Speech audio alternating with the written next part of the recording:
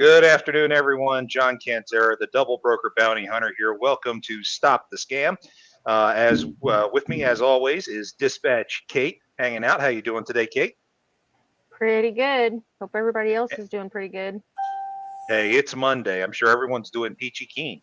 Oh We yeah. also have with us our guest from our first episode. Shane is here, saying hi and having some fun with us. So we're going to hang out today and talk about all the cool things that have been going on lately. Shane, how have you been, my friend?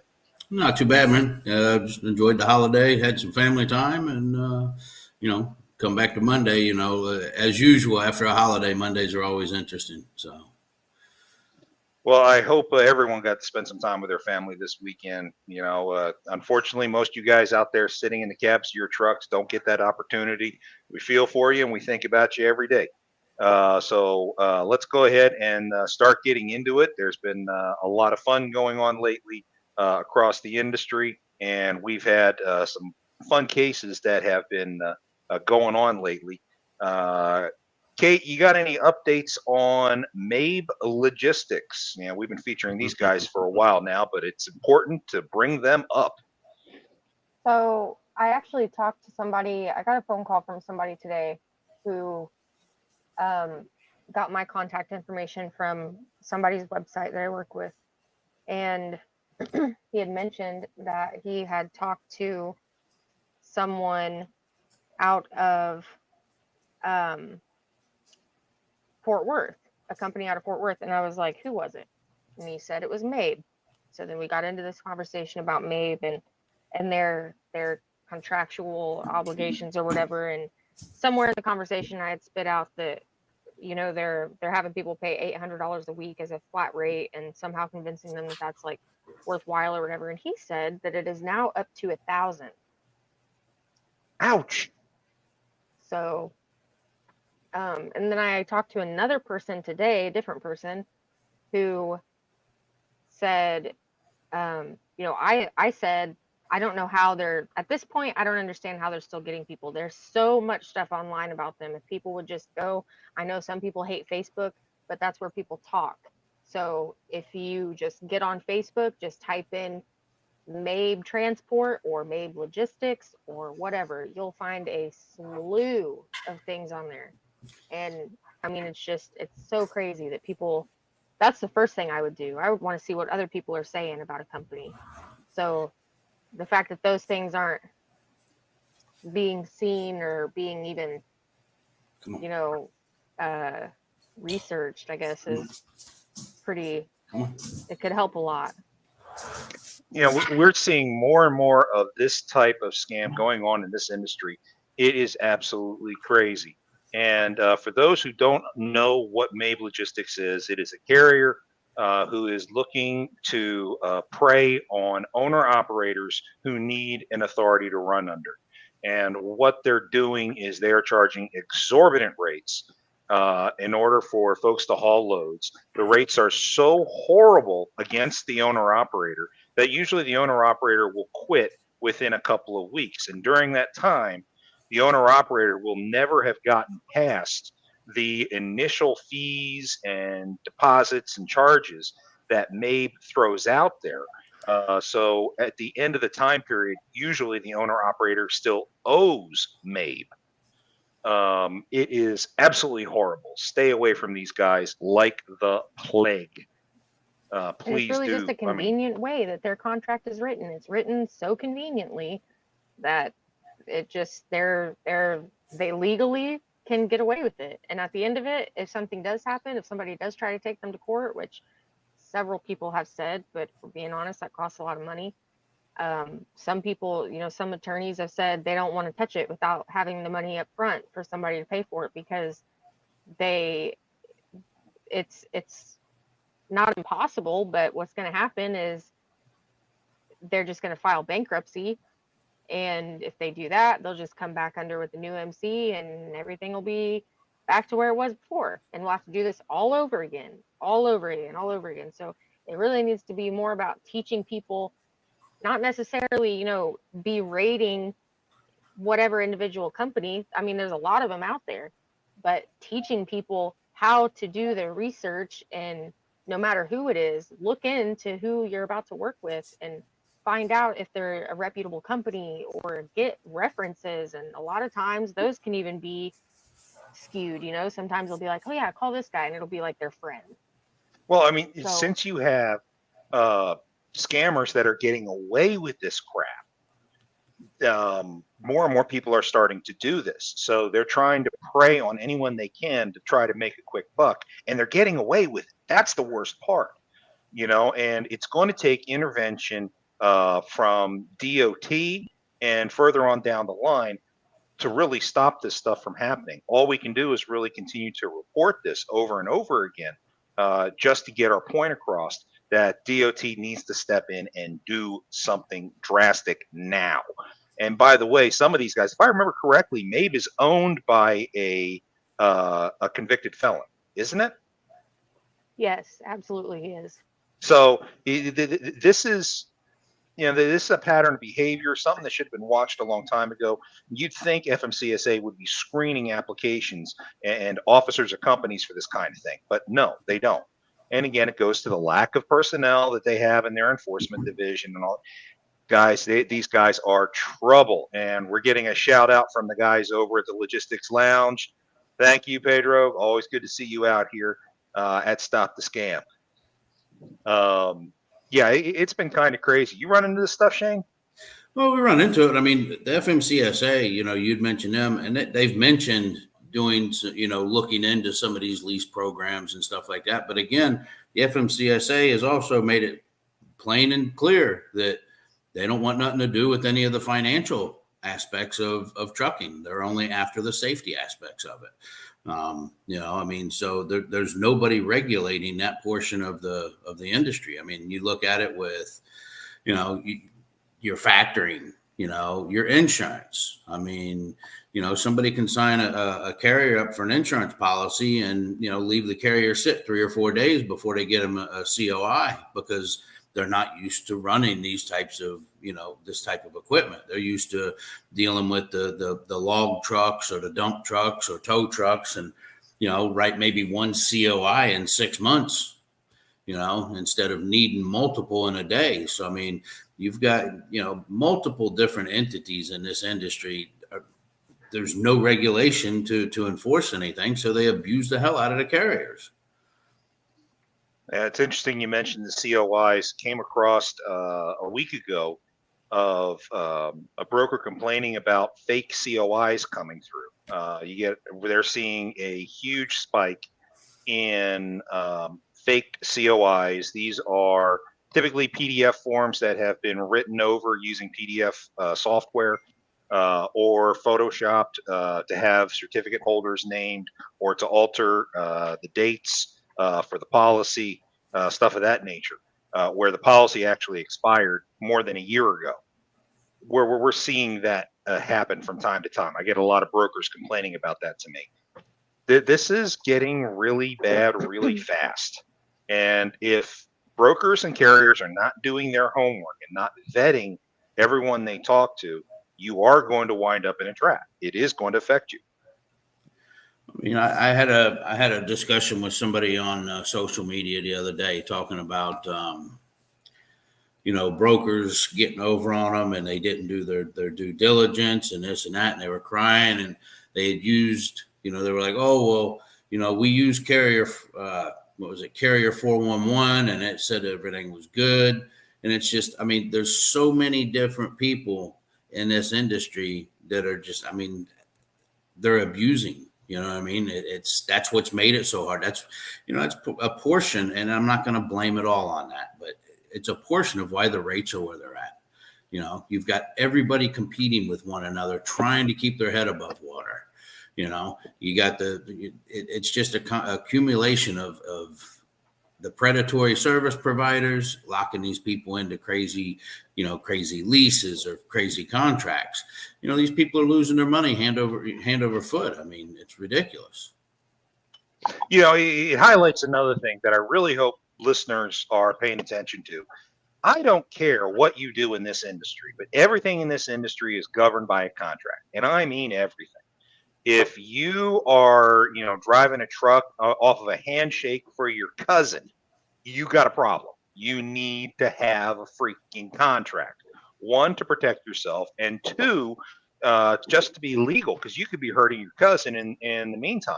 I don't know how many times I'm getting issues for freight guard removal where people are claiming double brokering when it's really an owner operator working for a carrier. The owner operator does have their own MC number, but it's so young they really can't do anything, so they're leased on to somebody else. You're allowed to keep your entity name on the side of the truck when you're leased on with somebody, but you still have to have the leased carrier's information on the side of your truck as well, including the MC number. So some people are not following those rules appropriately, and they're not spelled out in any agreement or contract, especially in a handshake. And it's causing people to get into a lot of trouble. I'm working on a freight guard right now over something like that. Actually, that freight guard is a little bit interesting. I'd love to get you guys' take on this particular one. So this freight guard I'm working on, I got this just last night. What they've been accused of double brokering. This is a multi-truck carrier. They got like 80 trucks, and they were running a series of loads. I think there were 4 of them, and one of them they couldn't do themselves, so they gave the load to what they call an agent. Now there is an agent contract. But the agent apparently is a warehouse 3PL. They don't have their own authority or anything like that. And I'm like, okay, well, you got them signed up as an owner operator. Okay, that shouldn't be too big of a problem. But then I find out that the warehousing company hired another owner operator to go and actually haul the load. So, and that owner operator has his own authority. So I was like, okay, so now I see why they think it's double brokering. Okay, you can get away with ignorance, claiming you have an agent who's doing it for you and have an agent agreement. Okay, that's plausible. It's on the fringe of legality. But when that agent hires another carrier or an owner operator to haul something, if they don't have the original guy's MC number on the side of the truck, well, I'm sorry, dude. Yeah, you're guilty of double brokering. Whether you know it or not, that's the situation you're in. And since your name is the one on the load, even though your agent is the one that screwed you, you're the one that's getting stuck with the freight guard. And there's probably nothing I can do about it. I'm going to try. I mean, don't get me wrong. I'm going to give it the college try, but ignorance can only go so far when you're trying to plead to a freight broker that it was an honest and innocent mistake. What do y'all think? Again, there's so many people that get in this industry, and I mean, I have one in a similar situation. His MC's new. He messed up his original MC, so when he got his new MC, he's looked at as a chameleon carrier. TQL will not even work with this individual. They've got him blackballed. Wow. We're able to get him loads from time to time, but he keeps going and hauling for another entity and telling me that it's legal. And I says, no, it is not. I said, what you're doing is not legal. I says, you're not under their insurance. You're not. I listen, I said, it is what it is. I says, I'm giving you the information. You take it and listen to it if you want to. If not, keep doing what you're doing. Just hope to God you don't get caught, and and a lot of it's Amazon. So, and that's what's going on with a lot of these guys. So they're coming out here with new authorities. They're listening to somebody on social media telling them how many thousands of dollars they can make and how the world's going to be better once they become a truck driver. And they're being fed a pipe dream. Then they come out here and they don't do any due diligence, and they get signed up with all the wrong people. I mean, it's no wonder 85% of trucking companies within the first 2 years go out of business. I thought it was the first year, but well, it's first year, first 2, either one. I mean, it's if they make it past the first year, they're barely hanging on till the second. I mean, it's but they're all out here and they think they're going to reinvent the wheel. I mean, every one of them. They I'm gonna cut. I got my own truck now. I'm gonna work 3 days a week. I want to make $15,000 a week, and I only want to go within a 600-mile circumference of my house. And the pickup has to be next door for me to leave, or I'm not getting in the truck. Oh, You know yeah. what I mean? Those are the best. I've seen those stories a lot. I get those calls a lot from carriers who want me to dispatch for them. Carrier earlier today reached out to me. MC is 2 weeks old. And yeah, he's like, oh, here are my requirements, 26-foot box truck, dock high, lift gate, all that good shit. And, I want 250 a mile before I ever get in the truck. And I just started laughing at him. He's like, well, what's so funny? I was like, dude, you're going to be lucky to make $1.25 a mile. Yeah. What are you talking about? He's like, well, I was told. I was like, dude, you were told wrong. But I spent all this money. And I'm like, okay. Well, let me tell you how you get yourself out of this fix, and there's no guarantee it will save you, but it will minimize your damage. Find yourself a reputable carrier and lease onto them. End of story. Yeah, for at least 6 months. I mean, I won't take on authorities that are under 6 months old anymore. Yeah, but something you said right so there. Bad. Something you said right there. Lease onto a carrier and let your authority age. When they come out 6 months later, it ain't no better than what it was because they haven't hauled any freight. They don't have any inspections on that MC number or DOT number. So they're basically starting from scratch, and they actually look worse because they haven't run no freight for that 6 months. So a lot of these risk rating systems are categorizing them as a chameleon carrier. So it looks like they're a carrier, but they've never run anything. So when they do that, when they lease onto another carrier for 6 months, it actually puts more of a negative strike against them when they do go to start running 6 months later.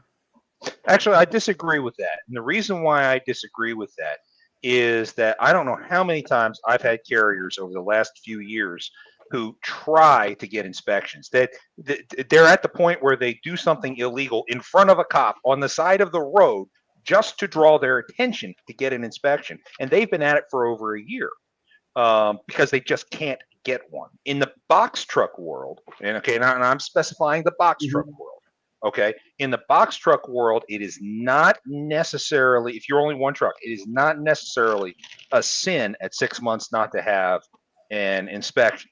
Though, once you do start running under your own authority, you need to get an inspection as fast as you possibly can. I always coach them to stop at every weigh station and just ask. Eventually, some cop's going to sit there and say, okay, fine, I'll do an inspection on you. But that, to me, gives them the best chance in this industry. This industry is not tolerant of a new carrier under any sort. And in fact, most of the guys who 6 months ago said, "Oh, we don't work with you unless you're 6 months," are now saying they don't work with you unless you're a year. Oh, they change it. I mean, they change it like they change underwear, and I understand why. I don't agree with it, but I understand. Oh no, hold on now. If they need that load moved, those requirements are going to be bypassed. It happens all the time. I mean, King of Freight's notorious for it. If they really need that load moved, they're going to move it. I have had that happen to me. You have? Oh yeah, there was I think it was Gulf Coast brokerage, or I don't know, something like that. Really good broker, but they didn't work with new carriers, but they really needed a load covered that was very undesirable. It was going to Florida, and they let my guy take it. Yeah, it needed to be moved like ASAP. I got to look more into King of Freight. I know I did haul one load for King of Freight at 10 months a couple of months ago with one carrier. But normally they're 1 year. Yes. I run with them all the time.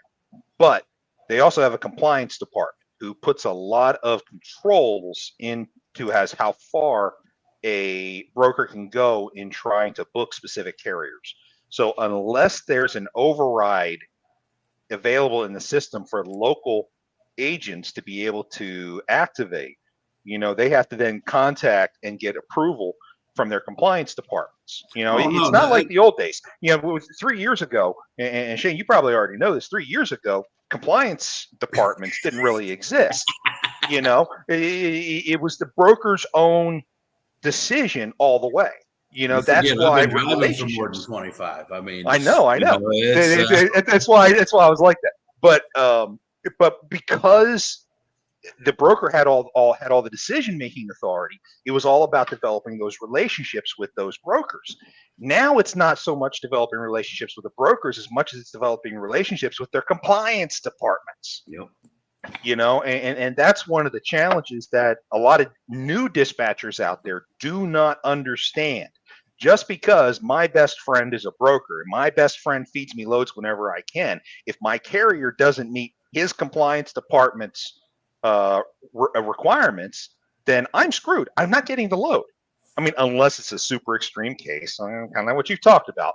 But I don't see that exception being utilized too often.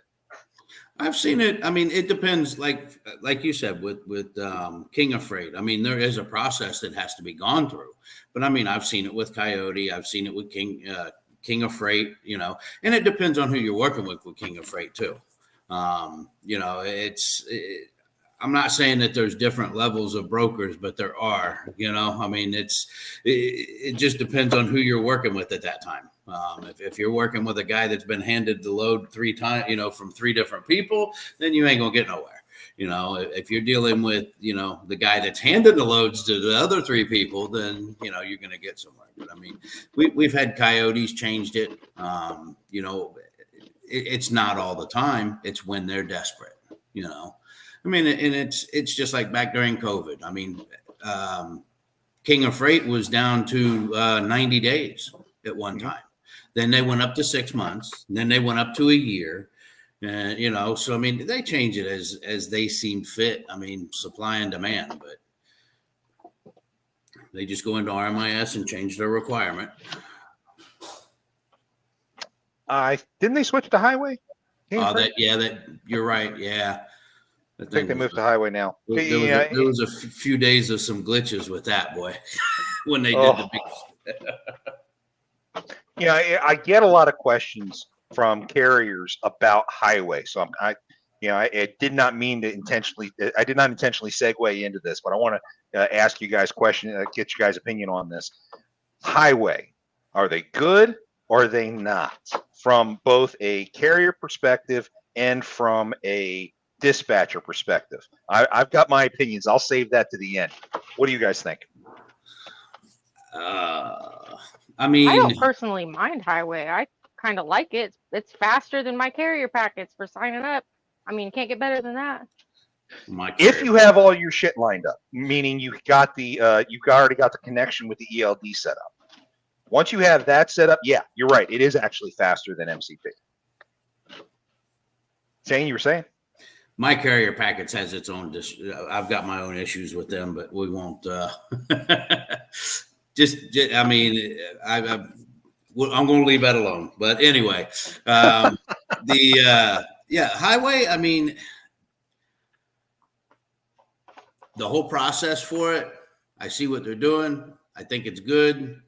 Is it kind of inconvenient for a dispatcher? Yes, because of all the extra contacts that you have to have with the driver or the carrier, having them give you the confirmations and stuff. Yes, it's more of a pain in the neck, and the fact that it times out, that's what kills it. You know what I mean? Other than that, we haven't really seen that much of a difference, other than the glitches with it, with the timing out and trying to get the confirmation numbers and stuff like that, which it's been, it's gotten better, but it still, depends on which carrier you're dealing with. I mean, if the guy's, if he's driving and he's willing to contact you right back as soon as they send that confirmation and get it to you, then it's great. But if he's one of these guys that, wants to stop for donuts over at the truck stop and, gets to you when he gets back to his truck, and now you got to make 3 different attempts to try and get him logged in, and you lose the load by the time you get him set up. So, my issue with highway, the only issue I have is the ELD connection, and I want to understand that better. They want you to put the administrator's login information for the ELD for each carrier in order to sync with their account. Now, the purpose of that I don't fully understand, but what I'm told is that they don't utilize any of the information in their account. They can't affect their account or anything like that. It's just to establish a tracking link is what I'm told. I don't know that that's accurate. That seems but to I be know a lot of people who hesitate that seems to be an awful lot of information requested just to put a tracking link on. You've got a tracking link. You can do that. You can do that through Truck Stop when when they post the loads. You can click a tracking link. If that's all it was, there's more involved in that. I tell my drivers don't. I mean, I'm not telling anybody they have to sign up and hook into that. No, we've had no problems with not doing it. Again, it's just a pain in the neck trying to access things when you got to get the confirmation codes. But I mean, me as a driver, I'm not giving you my login information. No way. I just that's taking it too far. They don't need that. I mean, that's me. Yeah, no, I agree. I think there's privacy issues there. Now, most of my carriers have done their homework as well. They've talked to Highway, and they have given me permission to do the links. So once I do the link for one of the carriers, then anytime I go to book somebody on another highway setup, it's super fast.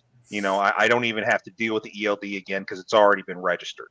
And we have not seen any adverse effects.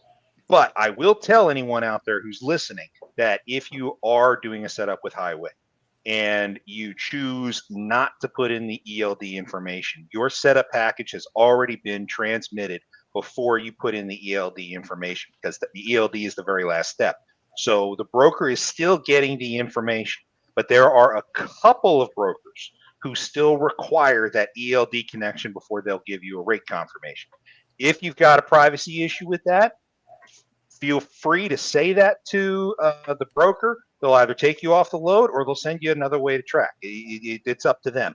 But, be honest with yourself. Be honest with what it is that you're trying to do, and you're going to be fine. No broker is going to sit there and rip your head off and shit down your neck because you didn't want to connect your ELD over a privacy issue. So take that for whatever it's worth. Think back to when they started tracking. I mean, tracking hasn't been around all that long. No. So, I still get guys that you're not hooking to my cell phone. You're not tracking me. I'm like, listen, they require, nope. All right, well, you got to pay $50. Well, I'll pay it. And it's like, okay, whatever, but I remember back in the day, nobody would accept tracking. And they're like, oh, you ain't following me. But if you think about it too, though, it's a liability issue. If the driver let's say the driver does something and he's not working within his hours of service, and this company decides that they want to go in and start looking at his logs, that's a privacy issue. If it's, granted, yeah, he shouldn't be breaking the law, but at the same time, that doesn't, they use it to crucify. If something happened with the load or they're trying to, how many times have we had drivers deliver stuff to the place? It was sealed at the pickup. They never touched it. He wasn't allowed on the dock for him to watch them load it. He wasn't allowed to secure it. They secure it. Then you get to the place and they're like, oh, we're putting a claim against you. Like hell you are. We never touched the freight. We never got a chance to do anything with the freight. You wouldn't allow us. You took all liability. And, too many times it just opens up more of a can of worms, in my opinion, Oh, I don't disagree with that. And I've come across that before. Heck, even when I was a driver, and I successfully beat those claims.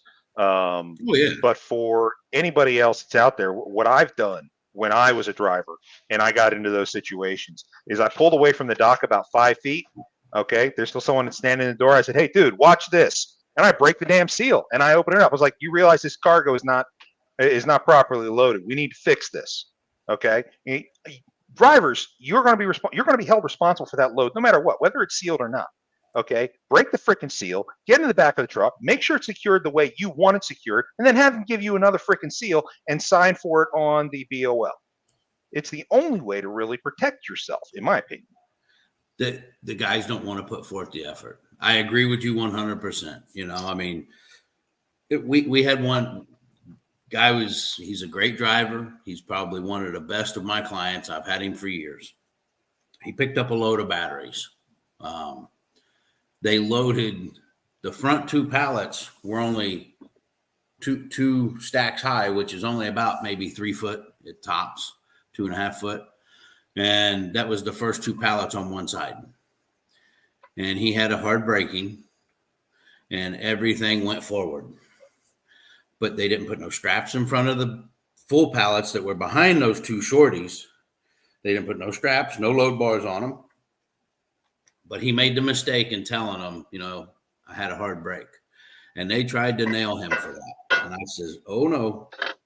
I had him send me the pictures. And I said, look, I said, we'll take this to the insurance companies. I said, because they pay for the lawyers. I'm not a lawyer. I said, but I guarantee you I can beat you with this. And they ended up, they paid him because they didn't want the stuff. They paid him to take it back to where it was supposed to go. And they never put a claim in. So I was like, there's no way you can put a claim in. I said it right there. It was improperly loaded. But, you know, I mean, we've come across a few of them. It's just, they're always trying to get over on somebody. And you can't give them the opportunity. Yeah, it's real important for drivers that are listening to this. You have to protect yourselves. There is no one else out there who's going to protect you better than yourself. You want pictures of every cargo before you leave the origin. If they seal it on you and you didn't get the chance to inspect it, break the damn seal, inspect it, make sure they see you do it, and then make sure they give you another seal. You guys have to protect yourselves because there's no one else out there who's going to protect you. As the driver, you are always the first one blamed. Always. No warehouse is going to admit they screwed up loading. So many drivers, because they're all on the move trying to hustle. And listen, we all know what it's like. I mean, I understand it 100%. A driver don't have the opportunity to sit in an office and argue with people over the phone and try and make logic. He's trying to generate revenue, which is what he's supposed to be doing. And a lot of these guys are one truck operations. And when they pull this on them, they're just like, oh, well, what the hell? I'll just pay it. I'll work it off. And I mean, it's just a reoccurring issue with them.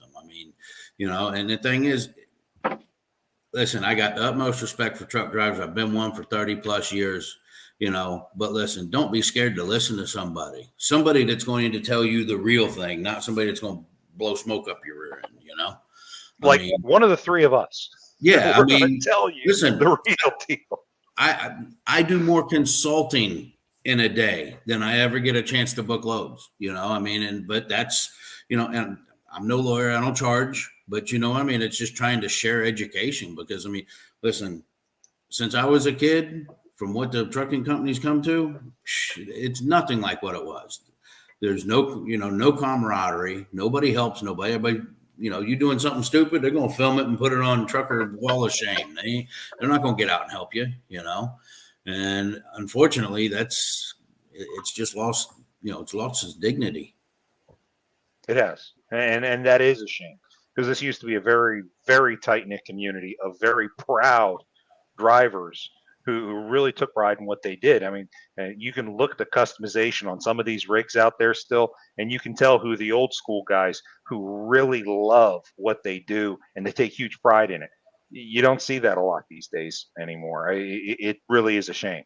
But it's because of all the scammers that the 3 of us are constantly going after that this community has dissolved the way it has. And I think it can come back, but it's key to stop these scammers in the process. There is no trust. Handshake doesn't mean anything these days. It's just the way this industry has become. And yeah, it's a shame. Well, I mean, somebody coming into the industry, let's just say a new entrant, that's, you know, maybe they've driven for 10 years, let's just say somebody come in, they've driven for 10 years as a company driver, and now all of a sudden they've saved enough money, their lifelong dreams to buy a truck. It's more than just that. It becomes down to, there is so much research that you need to do to protect yourself that one person wouldn't be able to put the amount of time in it. So you have to find somebody like one of us, and there's other of us too, but you just have to be careful of who, you have to vet who you're speaking with, and listen, let them advise you. Because I mean, there's so many service providers that prey on new carriers. And listen, once you sign that contract and they get their commission, they don't give a damn about you. Just as soon as once you walk out that door, you're gone. They don't care. They've already spent that commission, and they're not going to be there for you. Go with somebody, that's going to build a support network for you. I mean, you're out there in the truck by yourself. You need somebody that's going to help you. If you run into an issue, you need somebody that's going to call you. Or that you can call. Hey, listen, who can I talk to get this resolved? And that's a lot of. I've been trying to do that for the last 6 years, consulting and helping these people. It's just, you get a lot of them that again, they think they're going to reinvent the wheel, and they're just they don't want to hear it. But it's there, and they're the ones that get burnt the worst is the problem, Yeah, I don't know what you guys do, but I know from my perspective, when I'm talking to a prospective client, one of the first things I ask them is, what's your cost per mile? Most of these guys have no idea, especially the box truck guys, because they're very new and they just don't know better. And I or sit they'll down throw you out a number 350. So I sit down with them and I map out what their baseline costs are. What kind of fuel economy do your truck get? How much money you putting aside for maintenance? In most cases, none. All these questions, and they want to know why I'm asking such detailed questions. I was like, because what I'm doing is I'm putting together your budget for you, and then I run through the numbers with them and I show them, this is what you're capable of. This is what you need to make in order to earn a profit. And oh, by the way, this is what including my fee. You got to make sure you include that.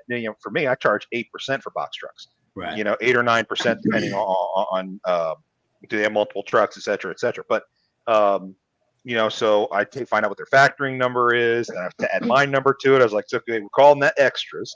Okay, this is going to be your fuel. This is going to be how much you pay for your truck. This is how much you pay for insurance, and all on a weekly basis. And that really helps them visualize what they have to be able to do. And then when that light bulb goes off, I've got a client for life. That's the freeze of fear. The fight or flight number. Yeah. Mm-hmm. Yes, it's the fight or flight moment, and they decide, oh crap, I'm in too deep, and then they get out. Which, hey, I respect somebody for doing that. Know when you're in too deep, guys. Don't put yourself in hundreds of thousands worth of debt if you can avoid it. I've made that mistake before. I'm still paying for it. But I'm still on my feet and I'm still fighting.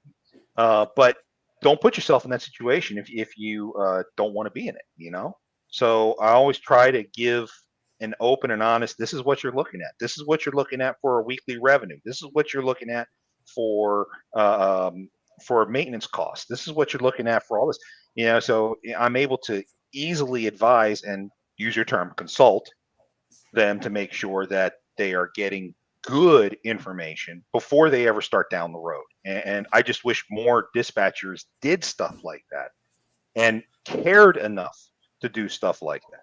I don't make enough money to do what I do or provide the information that I provide, and I know that. But I also can't sleep with myself knowing that I've just buried somebody because in 6 months they're going to be out of a house, based on the information I gave them. I can't live with myself with that.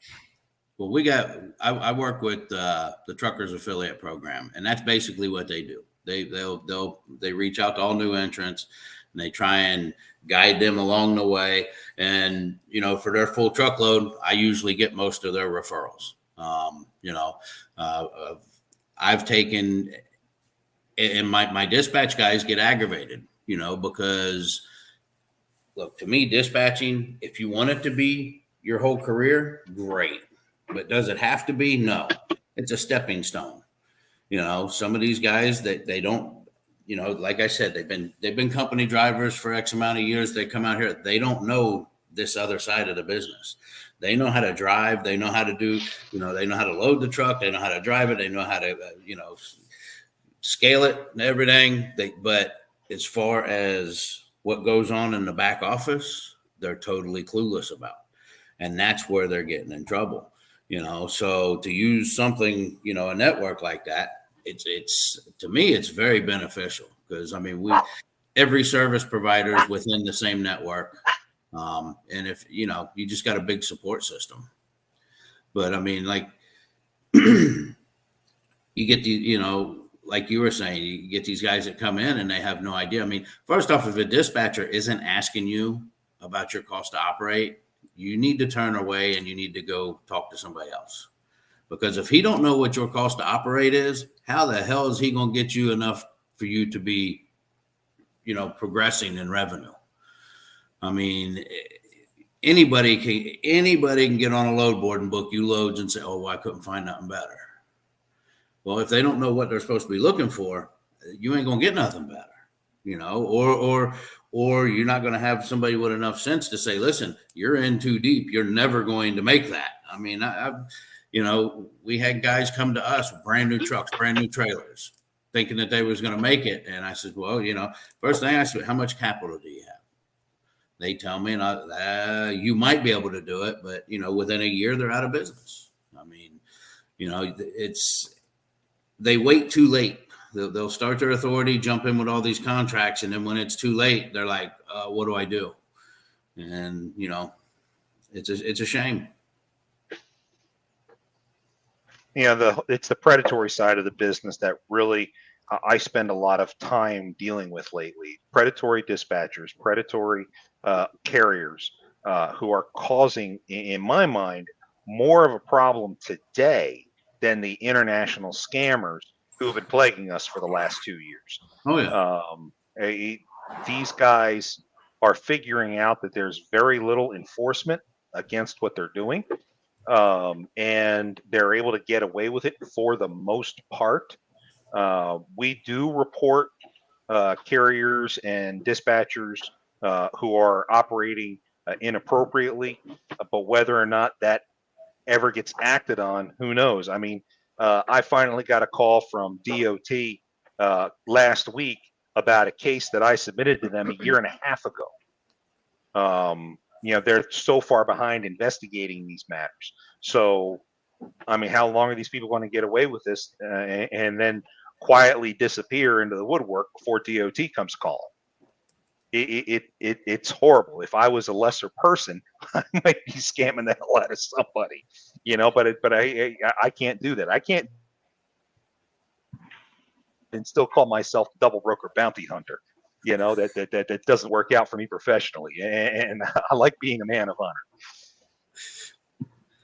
It's just it's sad that the industry's come to where it has. I mean, you know, it's there's not any service in the industry that isn't full of predatory service providers. I mean, you know, and some may not be as bad as others, you know.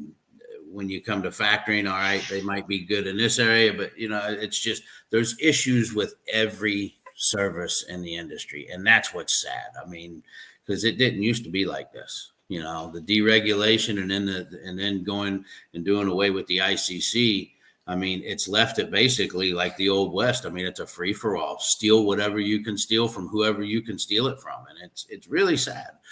I mean, that's with our brokerage. You know, I've had my brokerage kind of aging for a couple of years, and we're 100% transparent. We, you know, our fee is locked in. It's negotiated separate from what the truck's fees are, you know, and to me, that's what every broker should be like. I mean, you know, these 49% commissions. I mean, that's unacceptable 100%. And the fact that nobody's there to monitor it is even worse. Yeah, I do think that's one of the big reasons why we're seeing the rates we are today. I mean, just look at the economics of just the last couple of months as you come out of the winter and we come out of the Chinese New Year freight lull, um, increase in freight usually means increase in rates. And we're not seeing that. In fact, I've seen the exact opposite. I've got guys running out of Chicago all the time because Chicago is where, as a box truck, I can get some of the best rates. I can usually get consistent $2 a mile out of the Chicago area. Well, in the last 3 weeks, that has actually dropped to $1.75, $1.65 a mile out of the Chicago area, where I was used to getting two just a month ago. And it does not pass the common sense test from an economic standpoint. There's more freight available. There are the same number of trucks that are out there. So why are the rates going down instead of up? And that's something that, frankly, I don't think any economist has been able to wrap their brain around it, other than to sit there and say, oh, it has to be the fraudulent activity within the industry that's driving it. It's the greed in the industry. That's what it is. The greed. It no fraud. The fraudulent. Okay, there's a little bit of fraud activity going on. Yes, but I'm sorry. The rates are where they're at for 90% because of greed. People trying to screw other people and take more than their cut. I'm sorry. That's where it's at.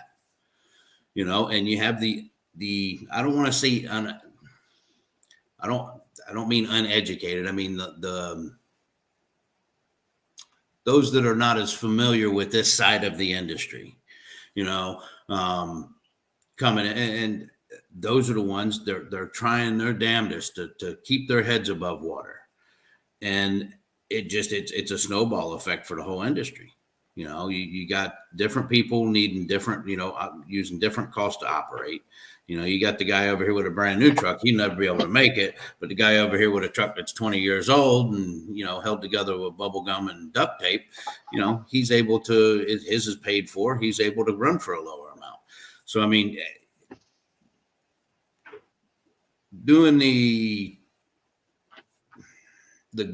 brokers with the ability to take as much as they want from the commission, there's a problem there. Now, I'm not against, I'm not for regulating things when, because you get too much regulation involved and it becomes a problem too. But at a point, there has to be some sort of, the carriers are they're the ones spending the money. They're the ones taking the risk. They're the ones that just costing them so much, but yet they're the ones getting the shaft when it comes to the percentage of the rate from the shipper. There needs to be a change there. And that's where the ICC would have come in if it was still around today. Yes. There would have already been a floor imposed on rates to help protect carriers by this point. Hell, it would have been a year ago they would have acted. And with FMCSA now carrying that power, they lack the ability to use it because they don't have the experience. They have no desire. They have no desire. It's not within their. It's not in their regulatory, authority. Well, it's not within their authority. They're a safety administration. They are not a regulator. They're for federal, commercial safety association. It's, when you look at when you get into the fine print of it, yeah, we can argue and complain to the FMCSA all we want, but again, they're there for the safety of the industry and the public. Has nothing to do with the double brokering. They don't care about the double brokering. They don't care about anything, somebody not paying. Yes, eventually, because they're catching too much flack, they're taking away, suspending authorities and stuff like that. The new regulation regarding the surety bonds. Yep. And, they've changed that a little bit, but they really don't have the authority to go in and change as much as we would like them to, because they're the safety administration. One thing that I wanted to bring up real quick, I'm concerned as if this whole ship issue with the Baltimore Bridge isn't going to affect some of the shipping costs on the other side, because these ships are held together with bubble gum and duct tape. Everybody knows it. It's a known fact. Are they going to start doing, you know, more rigorous inspections on these ships? Is it going to start costing more money for these people? You know, because I mean, the shipping containers have already doubled in cost since COVID. Oh, more than that, far more than that. Right. It's like 3 times. Almost I think 20-fold. No, 20. Oh, 20 okay. fold. So, I but used to run shipping containers. I used to run shipping containers back when I ran a warehouse at $400 a container. And right. when I got out of warehousing after COVID and got into the trucking industry, I know that those rates have exceeded $8,000 in a single shipping container. I So it heard has it was gone like up between 45 and 5. 20-fold. Yeah, that's It crazy. is crazy, and it's still going up. And there are reasons behind it. And having been in the maritime industry myself, I know why that is the case. Okay, and so this could be an education for everybody here. When the tariffs were first thrown out by the Trump administration against China, that caused a delay in certain materials getting across the ocean. And of course, ships now not moving are getting stuck in certain places. Once that logjam in the supply chain started, it was a domino effect. So normally, before that time period, before COVID, before all of that, it took approximately 3 weeks from a ship sailing from China to get to Long Beach, California. And transit was only 2.5 weeks. And they would spend maybe 3-4 days, sometimes up to a week at anchor, waiting to get a berth in California. Okay. Ever since COVID and ever since the tariffs went into effect and supply chain disruptions started, these ships are waiting, I kid you not, a month plus. So during that time, these ships are still burning fuel, to maintain their generators and all this other stuff. If they've got reefers on the ship, you got to keep the reefers powered up. And the amount of fuel these guys burn is insane. In one day going across the ocean, we're talking about 100 metric tons of fuel oil per day. Okay, metric tons, guys. These guys don't measure fuel in gallons like you and I do. They do it by the metric ton. I used to inspect ships when they were doing refueling to verify that they received the amount of fuel that was ordered.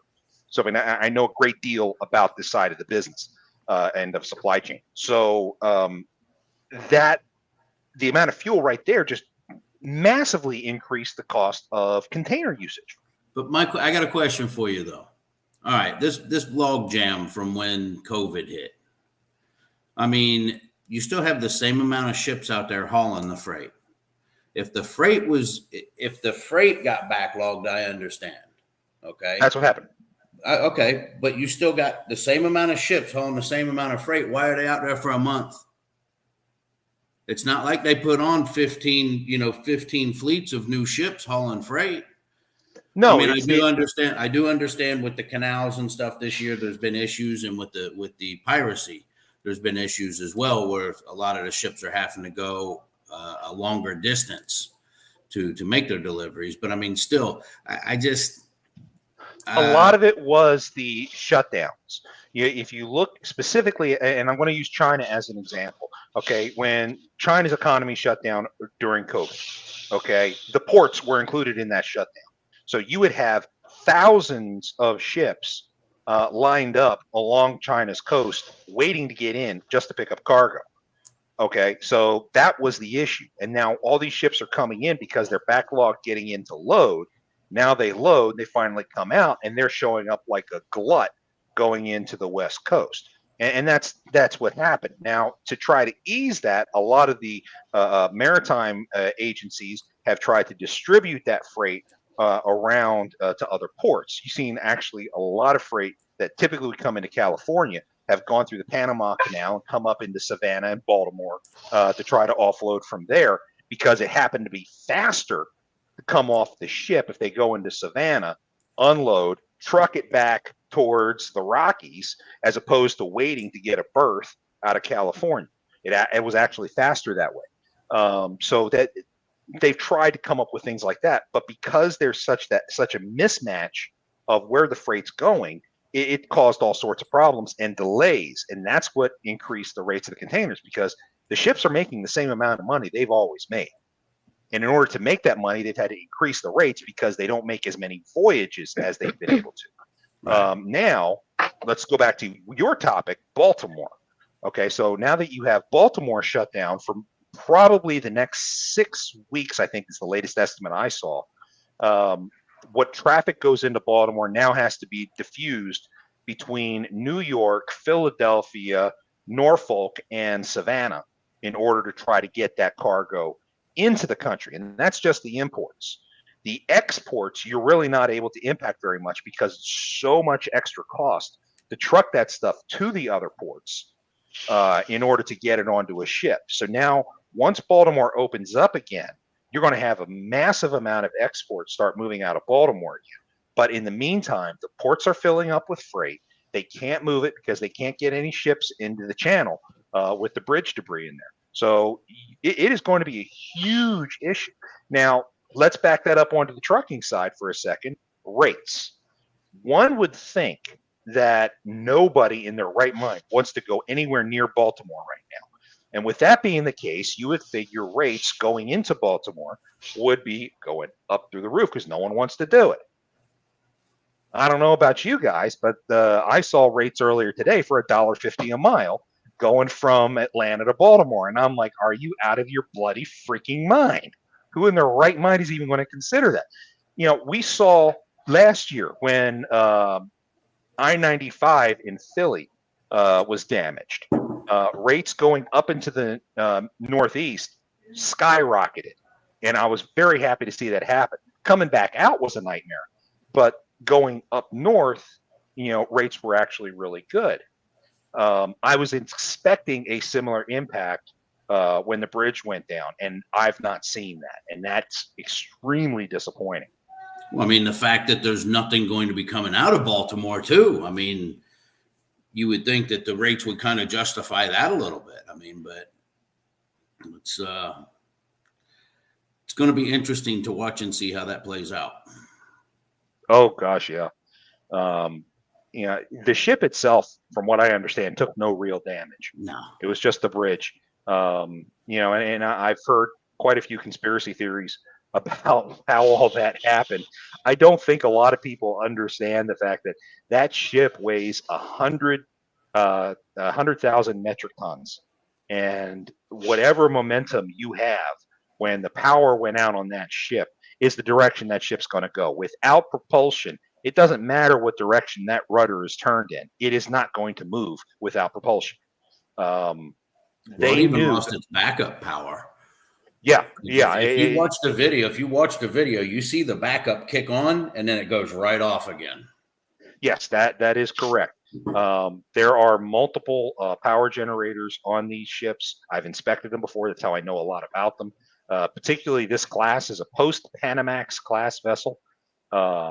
They've got a lot of redundancies. For all the redundancies to fail, that's one big question for investigators for a long time to come.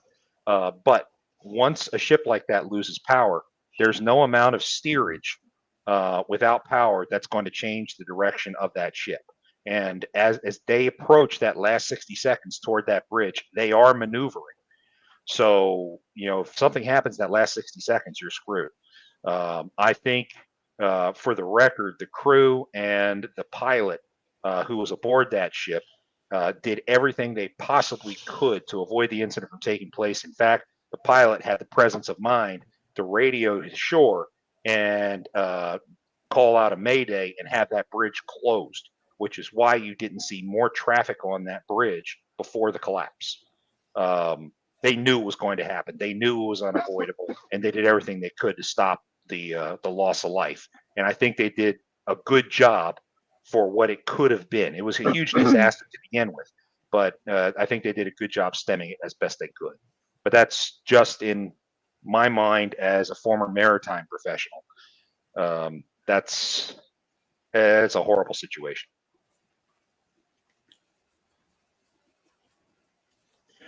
Well, folks, we're coming up to the end of our hour. I know we started late today. I apologize about that. That was my fault. I was trying to book loads while we were supposed to start. So any wrap-ups? Shane, you got anything to wrap up with? Good show, hopefully, everybody does good. If they have any issues, I've been trying to send some people over your way for the freight guards. It's getting the word out there, letting them know, because I've been seeing stuff all over social media. People, oh, you can't fight those. Oh, hell yeah, you can. So, but it's just getting education out there to people, man. That's the hardest part. It's a constant fight. Oh, yeah. Fight. Thanks for coming out on the show. Appreciate it. Kate, you got anything to close with? Not really.